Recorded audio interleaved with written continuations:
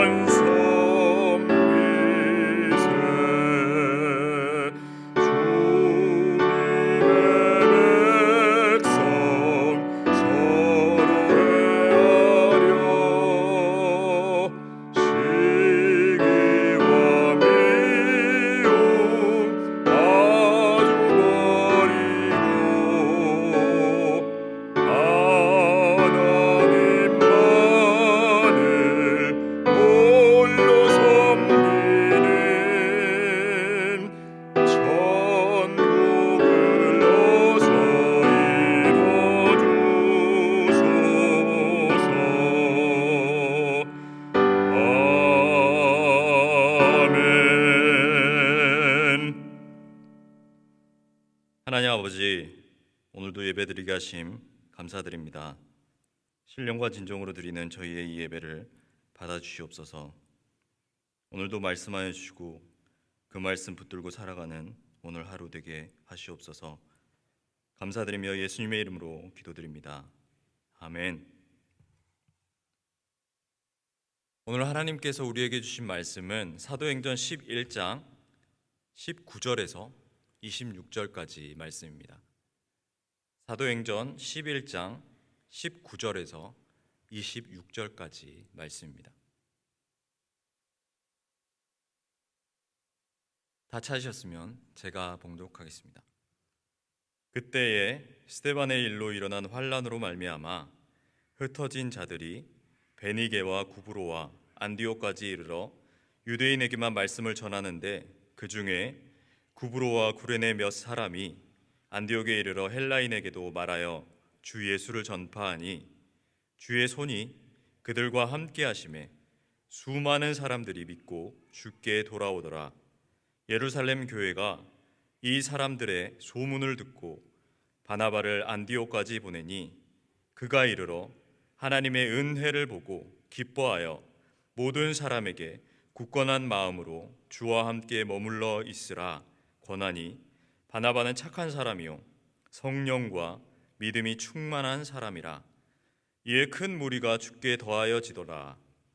바나바가 사울을 찾으러 다소에 가서 만남에 안디옥에 데리고 와서 둘이 교회에 1년간 모여 있어 큰 무리를 가르쳤고 제자들이 안디옥에서 비로소 그리스도인이라 일컬음을 받게 되었더라. 아멘.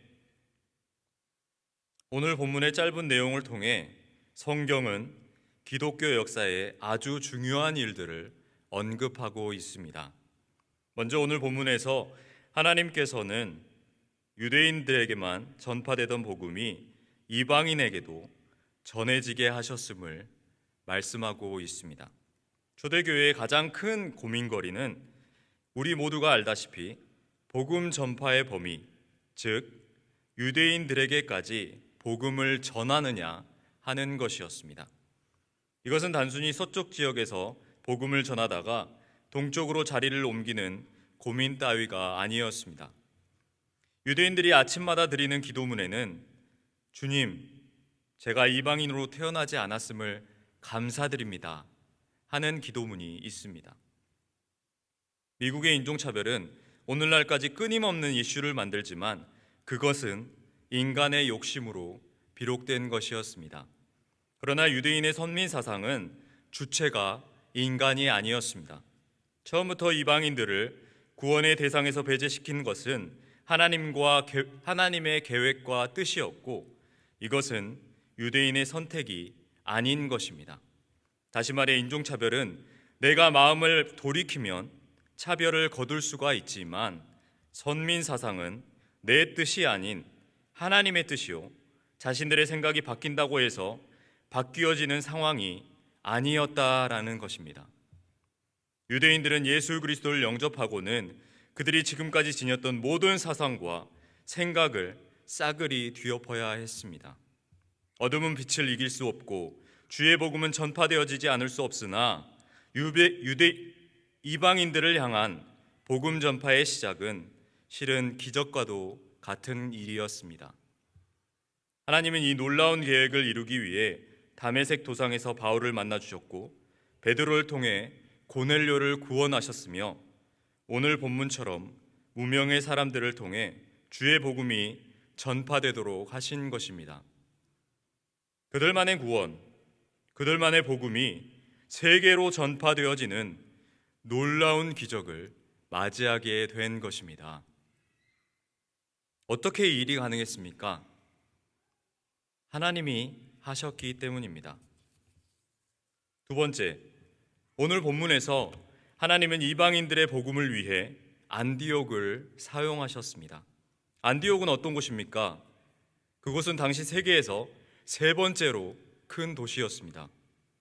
로마와 알렉산드리아 다음으로 컸던 아름다운 국제 도시였습니다. 그러나 이곳은 호화로운 생활과 부도덕의 대명사이기도 했습니다.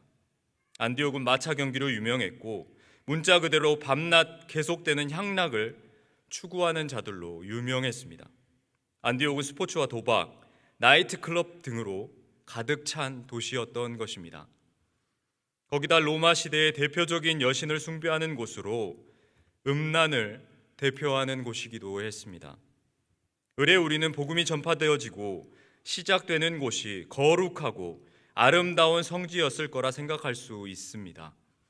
그러나 기독교의 복음이 세계의 종교가 되려는 위대한 첫발을 내딛는 것에 하나님은 자격 없어 보이는 안디옥을 선택하신 것입니다. 가장 더럽고 냄새나는 곳이 복음을 전하는 하나님의 선한 도구로 쓰이게 된 것입니다. 저는 흔히 죄에 대해 술을 비유해서 생각할 때가 있습니다. 술의 종류는 참 다양합니다. 맥주, 소주, 위스키, 와인 등 다양한 술이 있지 않습니까? 그런데 어떤 술은 물건을 소독하고 음식의 맛을 내는 것을 위해 사용되어집니다.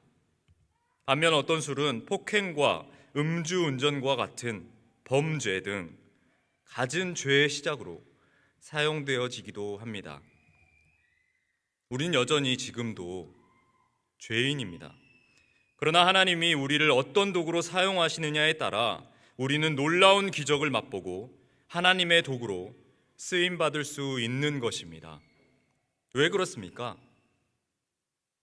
하나님이 하시기 때문입니다.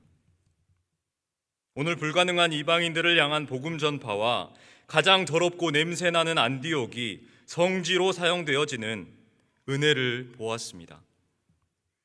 하나님이 하셨기 때문에 가능한 것입니다. 오늘 우리가 보는 불가능한 상황이 있습니까?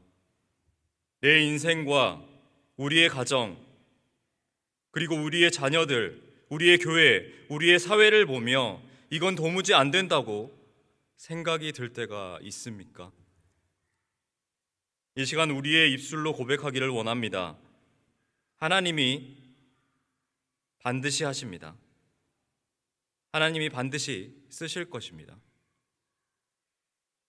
하나님이 반드시 하실 것을 믿습니다. 이것이 오늘 이 아침 베다니 모든 성도님들의 고백이 되시기를 간절히 바랍니다. 기도하시겠습니다. 하나님 아버지, 감사합니다. 오늘 본문의 말씀을 통해 하나님이 하신 놀라운 일들을 보았습니다. 감히 주의 복음이 닿을 수 없는 곳에, 주의 복음을 전파하는 곳으로, 쓰일 수 없는 곳에 주님은 역사하시고 복음이 온 세상으로 전파되는 도구로 사용하셨습니다.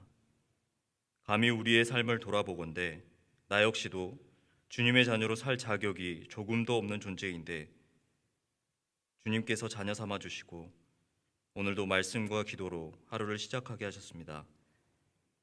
우리 베다니 모든 성도님들이 오늘도 주님께서 사용하시는 아름답고 선한 도구가 되게 하시어 오늘도 우리가 만나는 모든 일을 주님께서 이루시고 하실 거라는 믿음을 가지고 살아가도록 우리에게 큰 믿음을 허락해 주시옵소서. 감사드리며 예수님의 이름으로 기도드립니다. 아멘. 하늘에 계신 우리 아버지여, 이름이 거룩히 여김을 받으시오며 나라가 임하시오며 뜻이 하늘에서 이루어진 것 같이 땅에서도 이루어지이다. 오늘 우리에게 일용할 양식을 주시옵고 우리가 우리에게 죄 지은 자를 사하여 준 것 같이 우리 죄를 사하여 주시옵고 우리를 시험에 들게 하지 마시옵고 다만 악에서 구하시옵소서. 나라와 권세와 영광이 아버지께 영원히 있사옵나이다. 아멘.